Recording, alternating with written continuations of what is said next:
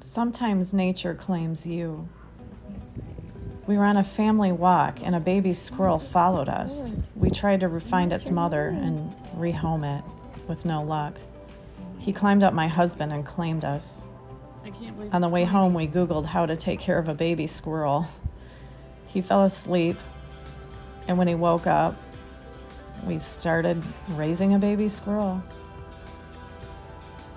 He was really playful and he loved stuffed animals. He slept in a ferret cage and liked to be on top of the cage, not inside of it. He played with everything in sight: toilet paper, marbles. But then it was time to let him go, and that was the hardest part. We knew that he belonged to nature, not to us. Buddy.